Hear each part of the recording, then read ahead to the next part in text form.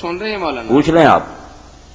جی کتاب ایک ساتھی نے مینوں دتی ہے انہوں نے لکھا جی کہ یہ جڑا رفع جدین دا مسئلہ نا جی جی متعلق بڑی واضح حدیث آندی ہے کہ یہ اللہ دے نبی نے منع کیتا. مثلا لکھا کہ حضرت جابر بن سمرہ سے روایت ہے کہ جناب رسول اللہ صلی اللہ علیہ وسلم ہمارے پاس نماز پڑھنے کی حالت میں تشریف لائے تو ہم رفع جدین کر رہے تھے تو بڑی ناراضگی سے فرمایا کہ تم کو نماز میں شریر گھوڑوں کی دم کی طرح رفع جدین کرتے کیوں دیکھتا ہوں, نماز میں ساکن اور مطمئن رہو.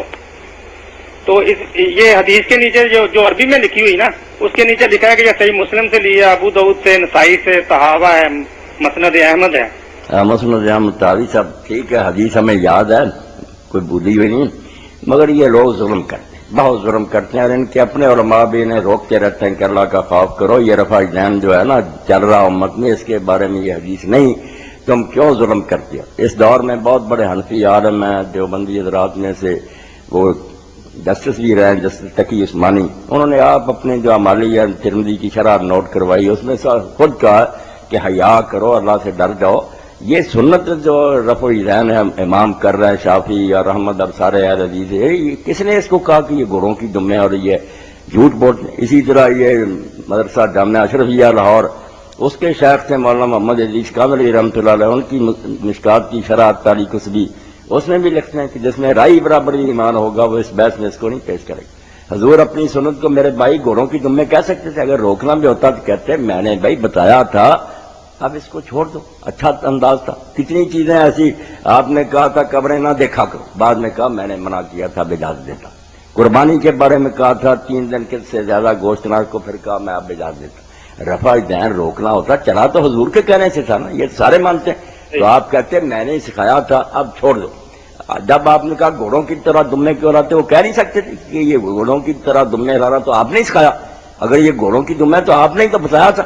بہت بےہودگی کرتے ہیں کہ غیر متعلقہ روایت کو اس بحث میں لاتے ہیں, اور اتنا بھی شرم اور حیا ان میں نہیں کہ جانتے ہیں کہ امت کے بہت امام اور صحابہ کرتے رہے, کچھ نہیں بھی کرتے رہے. یہ تو کسی نے نہیں کہا. مولانا روشا کہتے ہیں یہ بے حیا جو کہتے ہیں منسوخ ہو گیا, ان کے پاس ایک حرف بھی نہیں ہے. ہم صرف اتنا کہتے ہیں کہ اگر چھوڑ بھی دے تو نماز ہو جاتی. منسوخ ہونے کا کہاں ذکر ہے کہ آپ نے بند کر دیا. اور یہی مولانا عبداللہ لکھنوی رحمۃ اللہ علیہ نے تاریخ المسجد میں لکھا کہ جنہوں نے ہم میں سے یہ شرارت کی ہے نا عینی وغیرہ نے کہ یہ منسوخ جھوٹے, ایک حرف بھی حدیث کی کتابوں میں موجود نہیں. یہی معرف السنن میں اس دور میں مولانا یوسف بنوری صاحب نے لکھا, بھئی آپ صرف سوئی کے ناکے برابر ہو. بھی میں کہتا ہوں کہ اب ابن مسعود رضی اللہ عنہ کی روایت صحیح اگر نہ کرے تو گنجائش, ورنہ بہت علماء تو کہتے ہیں کہ وہ روایت بھی صحیح نہیں, آپ نے چھوڑا ہی نہیں کبھی. سوئی کے ناکے کے برابر گنجائش ہے نہ کرنے. آپ الٹا حملہ کرتے ہیں. 22 صحابہ کرام سے حدیثیں ہیں, بعد میں بھی ابن عمر کسی کو دیکھتے کہ نہیں کر رہا, کنکریاں اٹھا کر اس کو مارتے, غضب کر رہے ہیں کہ اس کو گھوڑوں کی دمیں کہہ رہے ہیں. باقی یہ رفع جدین کیا تھا اس کے بارے میں علماء نے لکھا بہت, مگر میں 2 باتیں کہہ دیتا ہوں جو اہل حدیث حضرات بھی نہیں بیان کرتے, حالانکہ کرنی تھی. ایک تو یہ ہے کہ یہ وہ رفع جدین تھا جو لوگ اتحیات کے خاتمہ پر کرتے, جب وہ کہتے ہیں نا السلام علیکم ورحمۃ اللہ, ساتھ ہی دائیں طرف ہاتھ اٹھا کر بھی اشارہ کرتے, جیسے دور سے سلام کرتے ہیں لوگ کرتے, بائیں طرف کا ادھر بھی. یہ صحیح مسلم میں ساتھ ہی ہے.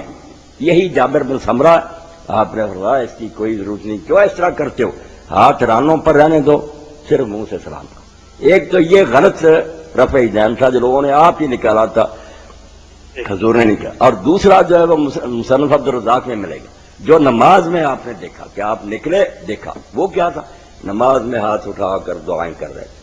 آسمان کی میں دے دوں گا حدیثیں, ہاتھ اٹھائے ہوئے تھے. آپ نے کہا, کس نے کہا نماز میں سکون سے کھڑے کو, درمیان میں ہاتھ لوگوں نے اٹھائے ہوئے ہیں, وہ بھی انہوں نے اپنی مرضی سے شروع کر لیا تھا کہ دعا کر رہے ہیں ہاتھ اٹھا لے, حضور نے نہیں سکھایا.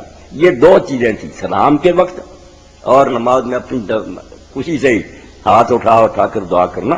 ان دونوں کو کہا میں فوٹو اسٹیٹ کرا دوں. یہ جو سنت رفع جدین ہے رکوع کے وقت, یہ اس کا مطلب یہ صحیح نہیں ہے نہ, یہ بات غلط ہے. یہ سنت ہے, اس کو نہ غلط کہیں. یہ تو اکثریت ائمہ کی جو ہے اولیاء کی, خود شیخ عبد القادر جیلانی رحمۃ اللہ علیہ غنیہ میں لکھتے ہیں کہ سنت ہے. کیا کر رہے ہیں, اولیاء کو مانتے ہیں, ائمہ کو ظلم کر.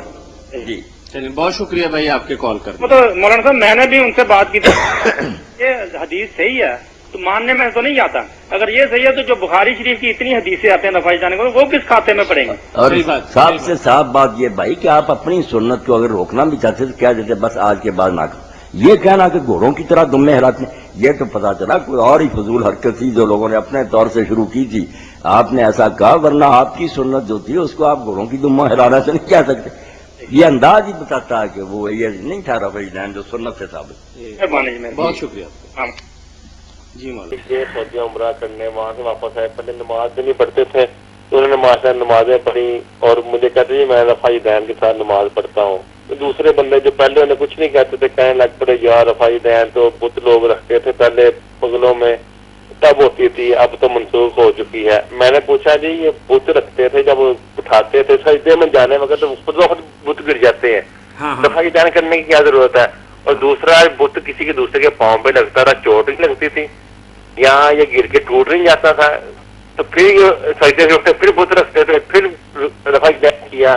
مطلب یہ کیا کھیل ہے ان لوگوں کا؟ رفع دین کے حوالے سے ایک کہاوت بنائی ہوئی ہے نا کہ اللہ کے نبی صلی اللہ علیہ وسلم نے اس لیے رفع دین کیا تھا یا اس کا حکم دیا تھا کہ لوگ اپنی بغلوں کے اندر بت رکھتے تھے تاکہ وہ بت رکھنے سے باز آ جائیں. تو اس حوالے سے آپ کیا فرماتے ہیں؟ اللہ تعالیٰ ان لوگوں کو جس لائق ہیں وہ سزا دے کہ اتنا بڑا جھوٹ بولا جس سے بڑا جھوٹ اس کائنات میں کوئی نہیں ہے. اور یہ شرم بھی نہ کی کہ اگر رفع دین نسخہ ہے صرف بت گرانے کا. پہلے تو بے ایمان لوگ اگر ایسے تھے نعوذ باللہ کہاں تھے مدینہ منافقین جو تھے وہ تو دوسروں سے زیادہ ظاہر میں مسلمان بن کے رہتے تھے کہ ہمارا پور نہ کھل جائے. وہ بت لے کر آ گئے ننگے ہو جائیں، کیسے جھوٹے ہیں یہ لوگ. اور پھر یہ نہیں سوچتے کہ اگر اسی لیے تھا تو پہلا رفع دین جب کرایا تو بت گر گیا. اللہ اللہ خیر سلا پھر رکوع میں جانے کے وقت انہوں نے پھر اٹھا لیے تھے، رہنے دیتے پہلے سے. اور اب بھی یہ پہلی مرتبہ سارے کرتے ہیں. پوچھے کہ یہ پہلی مرتبہ جو سارا بکرا بک گیا پوچھ رہتی ہے یہ کیوں رفع دین؟ اب آپ کی بغلوں میں بت ہے. اور ظالموں کو شرم کرو اگر یہ اسی وجہ سے جس طرح باقی ختم ہو گئے آپ کے خیال میں پہلا بھی چھوڑو.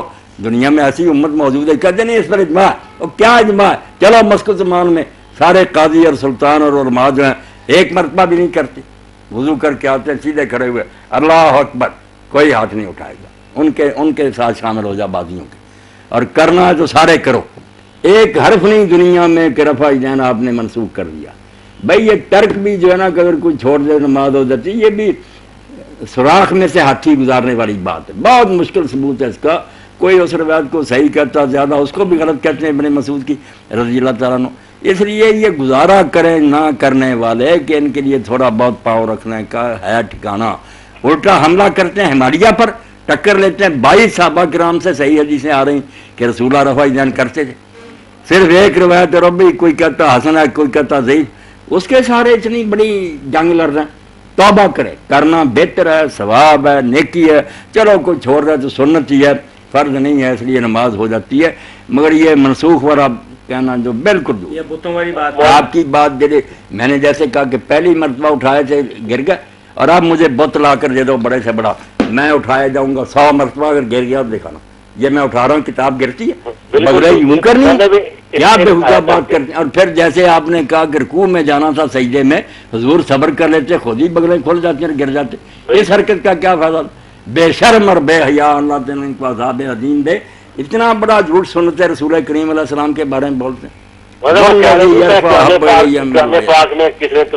جو رفع دین کرتا ہے شاہ صاحب فرماتے ہیں ولی اللہ کے نہ کرنے والے سے مجھے زیادہ پیارا ہے.